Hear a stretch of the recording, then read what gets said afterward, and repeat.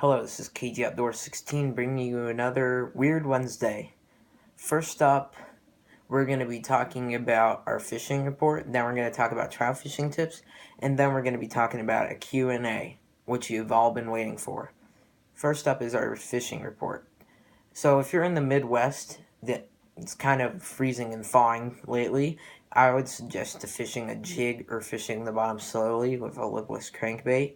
If you're in the south, southeast, or southwest, I would suggest using a topwater bait, a jig, a crankbait, any fast moving bait because those bass are probably in pre-spawn or spawn depending where you're at.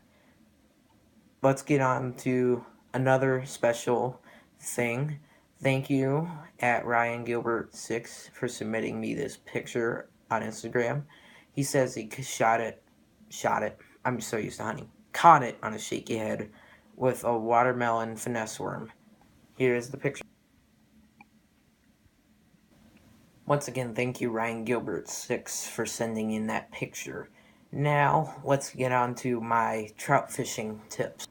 Trout season opens April 15th in Pennsylvania, so I'm going to give you some my top 4 trout fishing tips. Number 1, keep a low profile. Don't go walking up to the stream like you have no idea what you're doing, and you walk right up to the side of the stream, because the fish can see your shadow, and they can see you, and they will get spooked, and they will hide. And about 89% of the chance they won't bite. So you want to stay down low, keep close to the bank, like kneel down and cast with your fly rod or spinning rod. You don't want to like stand up like telling the fish, hey, I'm at your fishing spot, because the fish will see you, and if you make any sudden movements, they'll dart off and hide, especially in small, shallow streams. Tip number 2, wear polarized glasses. The number one thing I see fishermen do is they go to the steelhead stream or trout stream and they're like, I'm gonna get everything and everything. And they look, and I don't see them, they don't have polarized glasses. You must need polarized glasses to see fish better. You can see a lot more things in the water with polarized glasses, trust me. If you have polarized glasses, you can tell the difference. I guarantee it. Tip number 3, after the first weekend of trout season, I can guarantee you every single trout has seen a rainbow-colored piece of power bait. Switch up your lures. Do not use power bait in a heavily pressured stream. I'm not saying against power bait. Power bait works well for trout. It's just sometimes when the fish are pressured, most novice trout anglers use power bait. So switch up your lures, like use a fly or a night crawler or some sort of fish food. I've used that before and it worked very well. But try not to use power bait as much. Number 4, do not wade upstream of the hole you're going to fish. For example, say a stream is flowing towards your left. So, if I'm going to wade up here and the water's flowing down there, all that silt and mud you kick up, it's going to silt up your hole, and the trout aren't going to bite as much, and it's going to ruin your fishing in your hole. I've seen so many people do that to me. It's unbelievable. They do that so much on the steelhead stream. It silts up the whole hole. WHOLEHOLE. Hole. Okay. That was weird. It's Weird Wednesday. But, yeah, it silts up the whole hole. And it makes everybody mad on the whole stream. Trust me. You don't want to make someone mad on the opening day of trout season. Just take these tips seriously, and I guarantee you can catch your limit of trout. So now we're on to the Q&A segment of Weird Wednesday. So George_Cell says, what's your favorite type of hunting? I think I put this on last episode of Weird Wednesday, but whatever. My favorite type of hunting is waterfowl, and then it goes deer hunting, and then it goes turkey hunting. And I often switch up the order below waterfowl hunting. It depends on what time of the year it is. George_S0000, I can't tell. My eyes are bad. Favorite jig or soft plastic combo? I'm going to have to go with the white swim jig with the blue yum chunk crawl. I have slaughtered bass on that combo.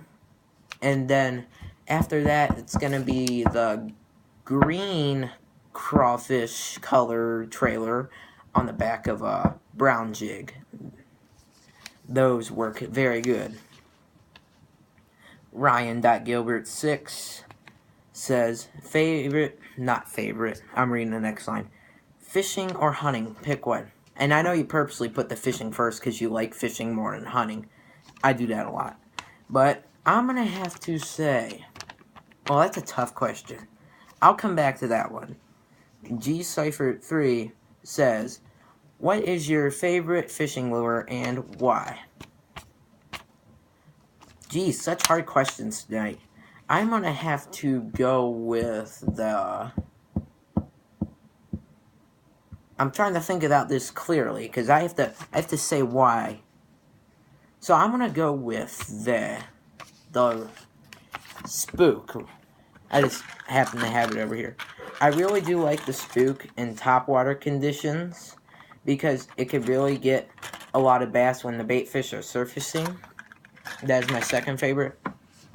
I gotta go with the lipless crankbait because you can fish it in many other different ways. Like you could fish it fast, or you could fish it slow. You could fish it on the almost to the surface or almost to the bottom. So I'm gonna go with the lipless crankbait. Just.hooked said, favorite or hunting fishing story? You know, I'm going to do both. I'm going to do the favorite hunting and fishing story after the Q&A. Let's go back to Ryan Gilbert 6 question. So, fishing or hunting, pick one. I fish more than I hunt, but I like hunting more than fishing. So I'm going to go with hunting. Because my family's more into hunting than fishing. I'm probably like the most experienced fisherman in my family. And I really like hunting, and it has a special place in my heart. All the memories with people.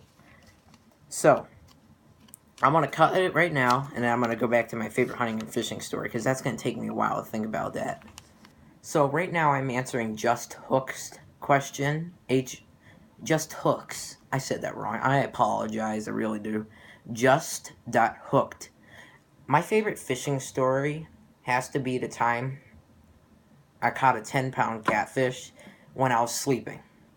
So it's the middle of the day, it's about 75 degrees, and I'm on Lake X, and I'm using shrimp on a circle hook. Carolina rigged it, and I'm just sitting out there. We haven't got any bites in 2 hours, so I'm in a folding chair. I kind of put my fishing rod down. I fall asleep, and about 2 hours later, I wake up. My fishing rod gets yanked out of my lap, and it's going towards the water. I just reach back and set the hook, and and this thing, it put on a fight. It made a big catfish rod look like I was catching a bluegill on an ice rod. Go watch that video. It's the ice fishing challenge. But anyway, so I'm reeling this thing in. I bring it in. It's a 10-pound 40-incher. Not that big compared to all of them. But that was probably the biggest catfish I caught in the summer of 2016. I'm not saying that's the biggest catfish I caught ever. I'm just saying that's the biggest catfish I caught last summer because I wasn't focusing on catfish a lot. But it was good. But I couldn't really tell the type of catfish. It looked like a blue catfish and channel catfish. I'll show you the picture after, but it was a good catch. My favorite hunting story. Oh, that's a tough one. I have so many good hunting stories. I can make a whole episode about that, about a 2-hour episode of my hunting career. Just 1 year. Well, this year, I gotta say the best hunting story. I'll do 2 hunting stories for you because it's Weird Wednesday. This year, my uncle and I were predator calling. We just go from ridge, and we go on a ridge and we call over a thicket, hoping a coyote or whatever would come out, and we'd shoot it to maintain the predator-prey ratio on our land. So we sit at the first spot. We called, nothing came. So finally we moved to our last spot. And this is it's like a giant ridge, and below on the bottom of the ridge, it's a windrow, all thick stuff where we thought the coyotes would hang out. So we're sitting on top of the ridge calling. About the end of the third sequence of calling, I look over to my right, and I see this little, it looked like a blur of red and white. I just see it coming trotting along. And I'm like, oh, that's a fox. And I was in the way of my uncle, because he wanted to shoot it, but... So, I just kind of let it loose. 2 shots, dead. That was my highlight, because if you're not into hunting, shooting red fox is like shooting a 12-point buck. They're like one of the smartest animals that you can hunt. That was my best story. Also this year, making a 146-yard kill shot on a deer on the run, and I nailed it through the heart. So, there's this place that my uncle sits me at on my deer drive, and every time I sit there, I swear, all the big bucks walk by me and I miss them, which is kind of pitiful for me. But if you tried shooting a deer on a run, it's kind of hard. You'd think it'd be a big enough target, but when buck fever hits and all sorts of weird things happen. But anyway, a week ago, before I killed my deer, this is back in December, so I'm sitting up at the ridge and I look, I just see his giant 12-point buck, or 10-point buck. I didn't look at the trail camera footage. I think it's a 12-point buck. Yeah, it is. But anyway, it's coming running by me. I shoot once. I only see, it was 50 yards away from me, and I only had an opportunity to shoot once, and then it was in the woods away from me, and I couldn't see it. I was so disappointed. So 2 weeks later, we do the same exact deer drive, and I'm sitting in the same place. I look to the opposite direction. You see, before it came to the right, I look over to my left, and an 8-point buck is about 146 yards away on full run. So I shoot the first time, miss. I reload quickly because I'm using a 20 gauge pump. It turns around and still trotting, shoot, and I didn't think I hit it because my last deer that I missed up at the same spot, it winced a bit, turned around, I shot it again, it went back in the woods. So I hit it on my second time, but I didn't know that. So everyone comes over and is like, did you get it? I'm like, I don't know. I look on the ground, there's like a ton of blood. We followed the blood trail. About 10 yards away was an 8-point buck. Nailed it. But anyway, I blew its heart in the smithereens. It didn't last long. That was my favorite hunting and fishing story. Thank you for watching Weird Wednesday, and I think I'm going to add one more segment before we go. So if I get 100 subscribers, eventually I will. But anyway, I want to do a challenge, or should I do something else, like a non-fishing challenge, a hunting challenge against my friends? Comment down below, comment on my Instagram page, or suggest something else. What should I do for my 100 subscribers? Because I'm getting close to 40. That's kind of sad. I'm talking about 100 subscribers when it's only 40. No, it's like 34 right now, but anyway, please like, subscribe. Maybe I'll get 100 by, I'd say July. But I don't know. You never know. Life is unpredictable. But anyway, see you next week on next episode of Weird Wednesday. I might even see you before on another video. I am going to do a topwater video this weekend.